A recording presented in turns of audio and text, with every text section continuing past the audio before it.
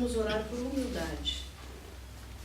Deus de misericórdia, auxilia-nos a conservar o anseio de encontrar-te.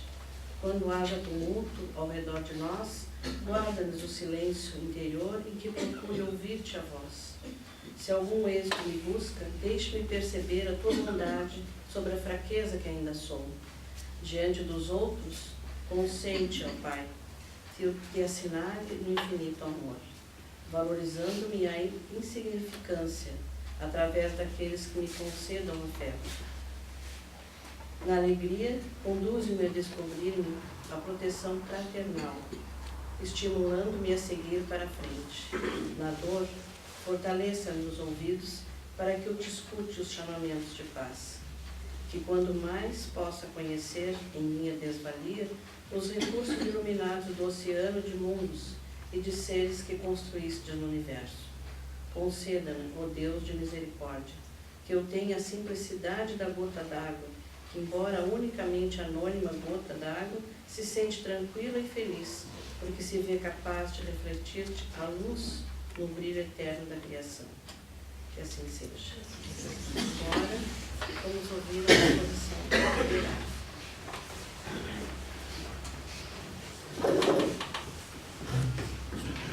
Boa tarde a todos. Boa tarde. Que as bênçãos de Jesus já estejam todas envolvidas, né? Nós estejamos envolvidos nessas bênçãos para que possamos assimilar o estudo da tarde. Nós estamos agora, né, trabalhando com este livro, que é o Pão Nosso, que foi psicografado por Chico Xavier e ditado pelo Espírito de Emmanuel. E o título do nosso texto de hoje é Sentimentos Fraternos.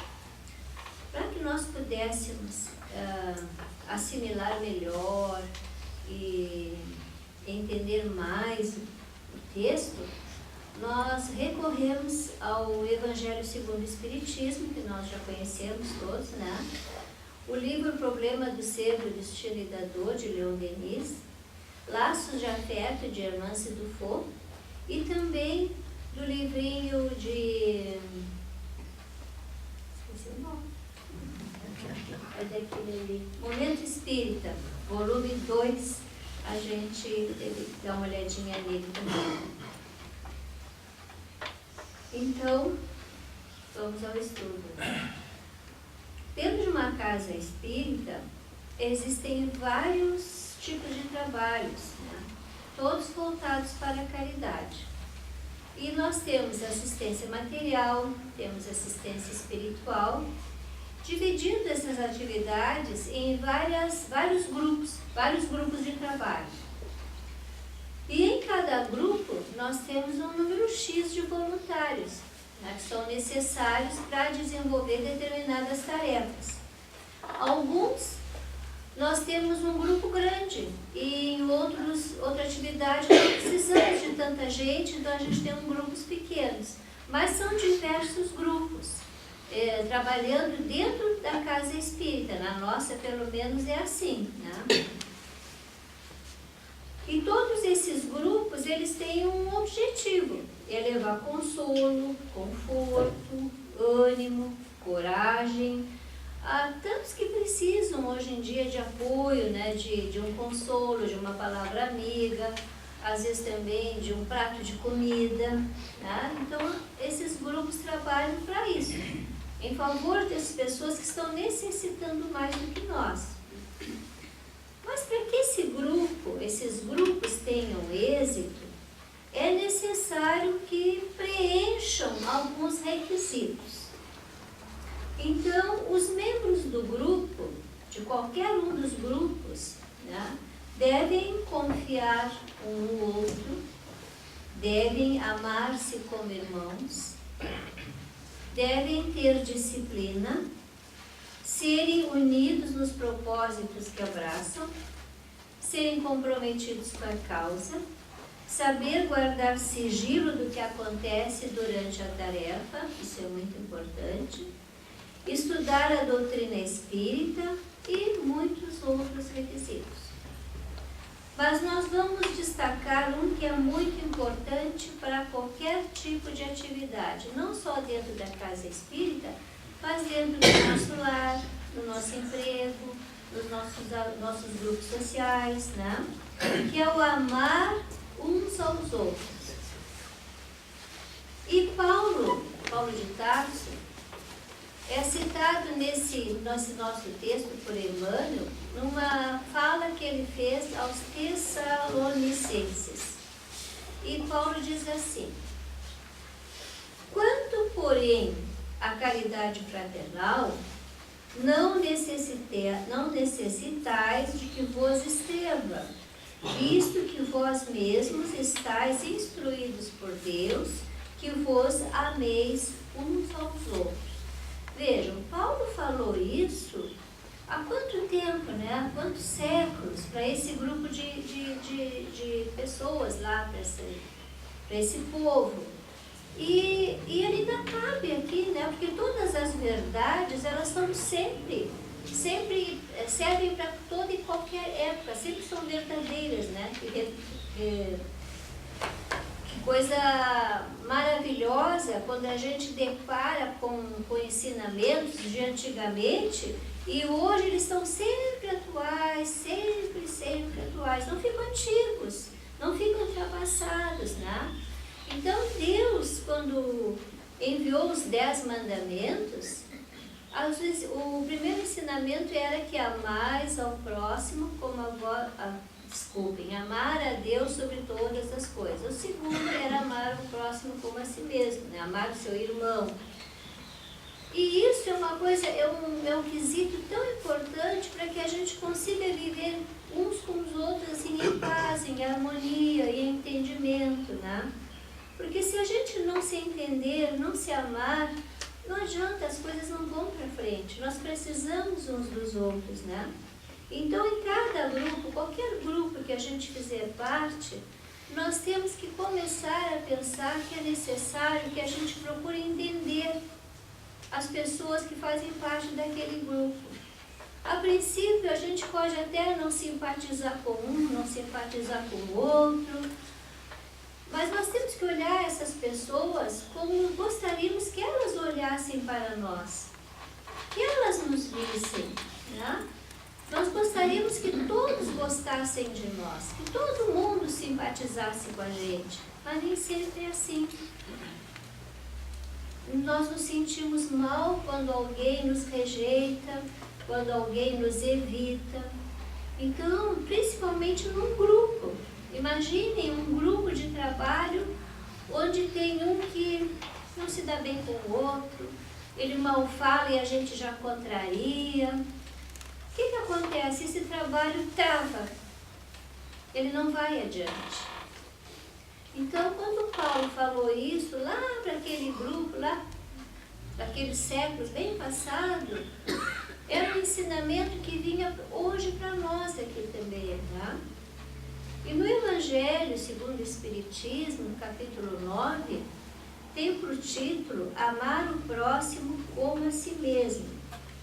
E nós encontramos no item 1 o seguinte: os fariseus, tendo sabido que ele tinha feito calar a boca aos saduceus, reuniram-se. E um deles, que era doutor da lei, veio-lhe fazer essa pergunta para o tentar. Tentar aqui é provocar. Mestre, qual é o maior mandamento da lei? Jesus lhe respondeu: amareis o Senhor vosso Deus de todo o vosso coração, de toda a vossa alma e de todo o vosso espírito.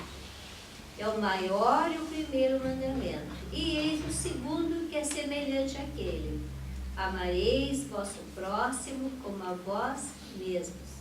Quem anotou essa parte foi São Mateus, no capítulo 23, versículo 34 a 40. Também, neste mesmo capítulo, item 2, traz o seguinte: fazeis aos homens tudo o que quereis que eles vos façam, porque a lei e os profetas. Também São Mateus, no capítulo 7, versículo 12.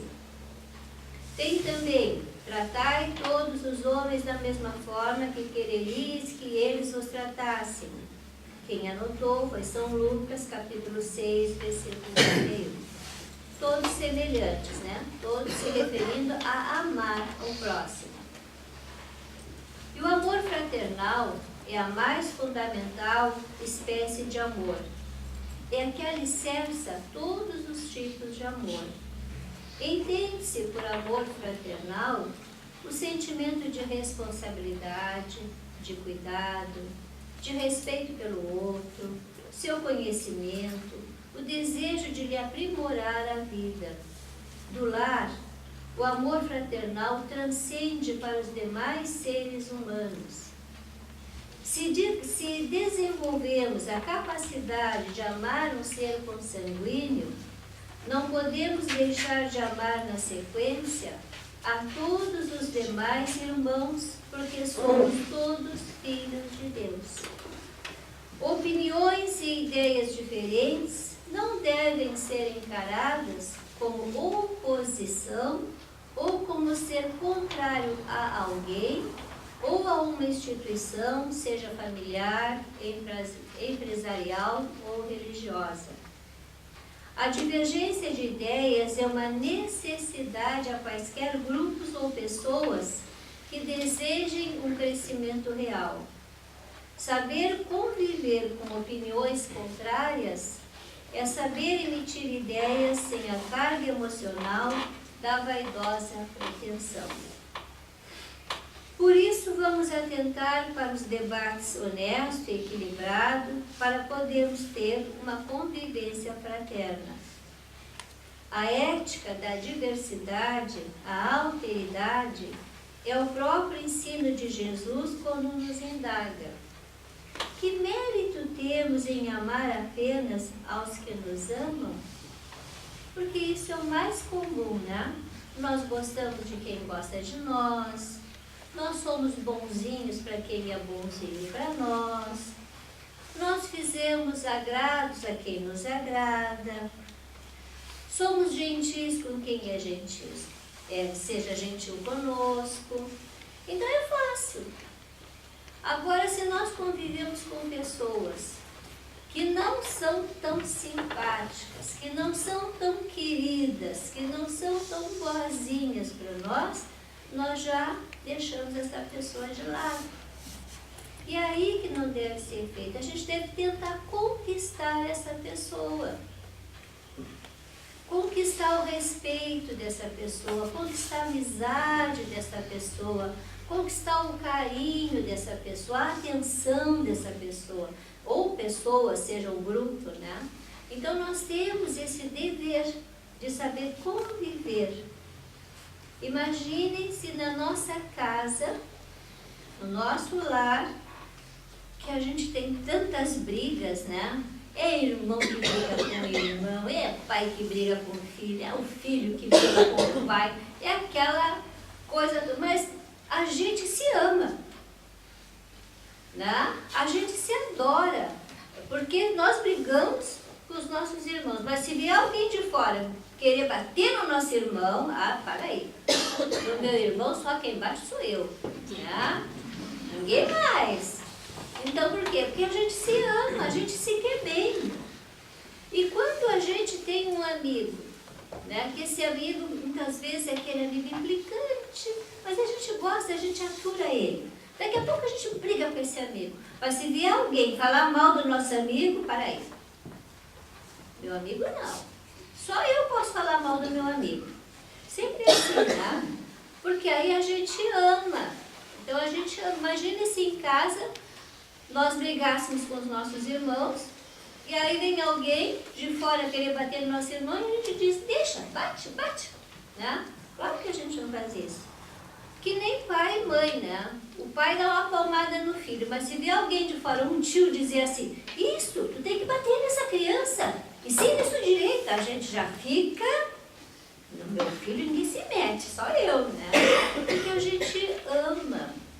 Então é esse amor, esse aprendizado que nós temos na nossa família, de saber tolerar, conviver, ter paciência, né, com as diferenças diferenças que temos dentro da nossa casa, isso vai fazer com que a gente saiba também suportar, tolerar as diferenças nos grupos que nós frequentamos, com os quais nós trabalhamos. Então, nós aprendemos dentro da nossa casa, dentro do nosso lar, como se vive em sociedade. Se nós não tivermos na nossa casa uma boa convivência, nós não vamos saber viver bem em grupo social. Pode deixar, que a gente sempre complica. Então, aquela pessoa que complica num grupo, ela tem problema em casa. Porque a casa, o lar, a nossa família, que a gente aprende a lidar com as pessoas, com as diferenças, porque nós não somos todos iguais. Sempre temos diferenças. Então, no lar, nós vamos aprender, né? E ver que não é fácil, não devemos só amar quem nos ama. E Emmanuel também pergunta: o que esperam os irmãos esclarecidos para serem efetivamente irmãos uns dos outros? Então, é aquela coisa assim, nós nos achamos esclarecidos. Nós nos achamos muito sábios, conhecemos de tudo. Estamos aqui na doutrina espírita, estamos estudando, estou aprendendo que eu tenho que ser uma pessoa que ame os outros, uma pessoa que procure se melhorar, uma pessoa que tem que ser tolerante. Estou aprendendo tudo isso. Aí eu conheço alguém, né, que não é tolerante, não é paciente, não é inteligente. Isso, no meu conceito, assim, bem humilde, bem simples, bem humilde, né? Então, aí aquela pessoa eu passo a tratar mal, né? Mas eu quero ensinar a ela como fazer as coisas certas. Eu dou lições de moral.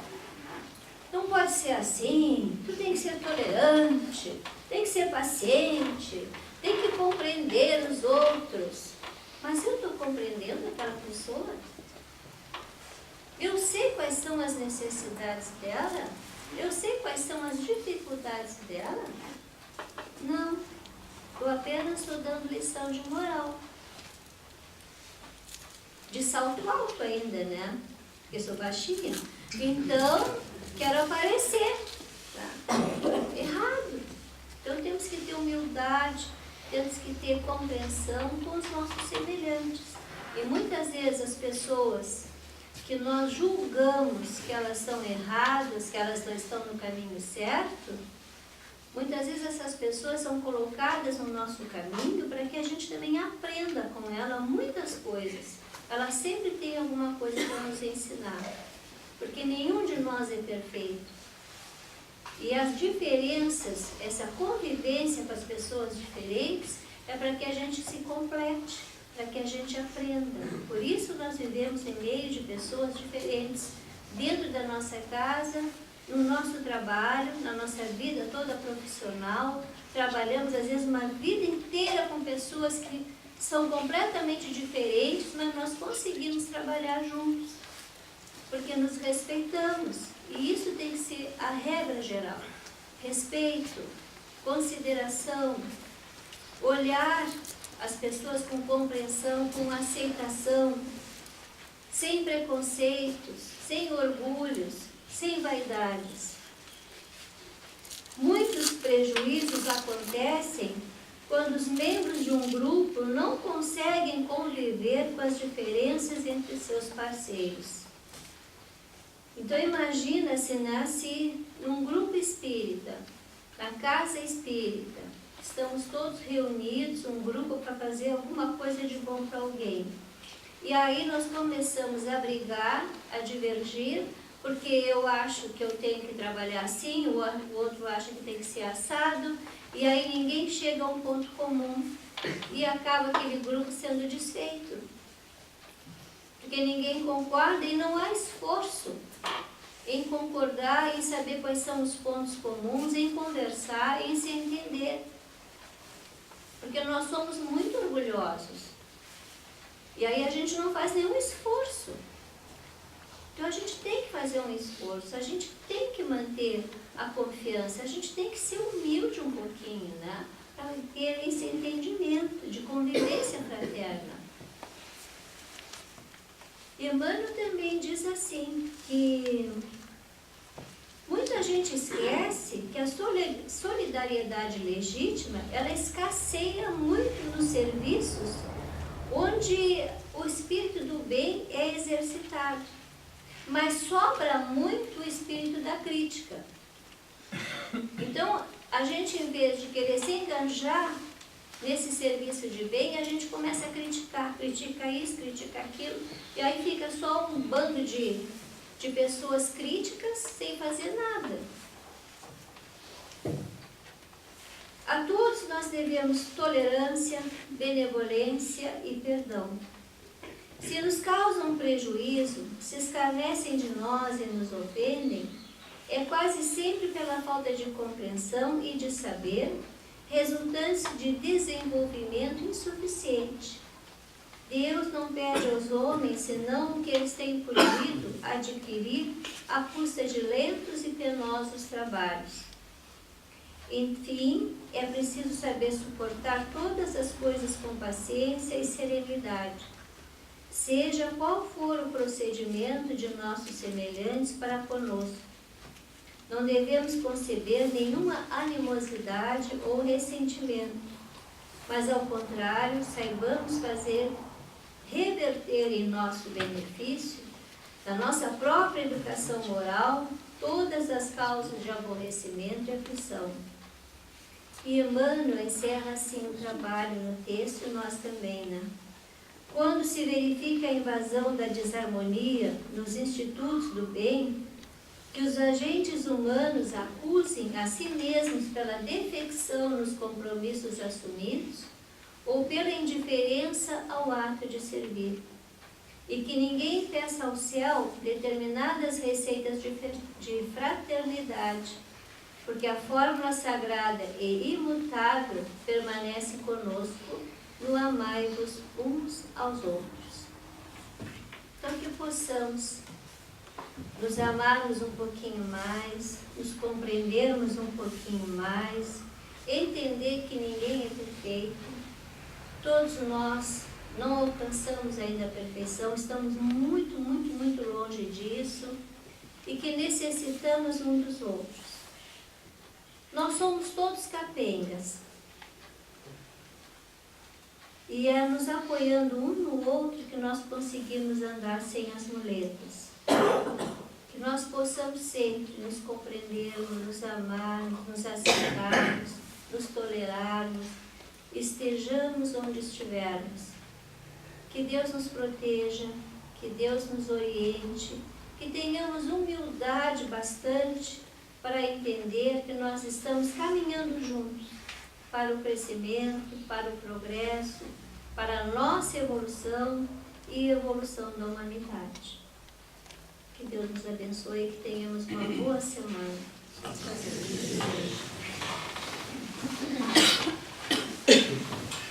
nós vamos orar para os irmãozinhos que estão nas urnas ali, os desencarnados e desencarnados. Quem esqueceu de colocar, só fechar os olhos, memorizar a pessoa, um amigo, um parente. E nós vamos orar por amor, porque a Yara agora está sobre nós. Ensina-nos, Senhor, a amar os nossos semelhantes, a repartir com todos eles o nosso afeto e o nosso carinho. Que vejamos, mas vejamos realmente, em quem sofre ao nosso lado, um irmão nosso, a diferença é um fardo muito pesado de carregar. Que as nossas mãos se estendam a quem nos estende as suas, à procura das tuas. Quantas vezes não continuamos passando ao largo ante os caídos que nos margeiam a estrada? Queremos imitar o anônimo samaritano da parábola que nos contastes. Auxilia-nos a superar a distância do nosso egoísmo que estabeleceu em relação ao próximo. Senhor, queremos conhecer a felicidade de amar e não apenas de sermos amados. Que assim seja.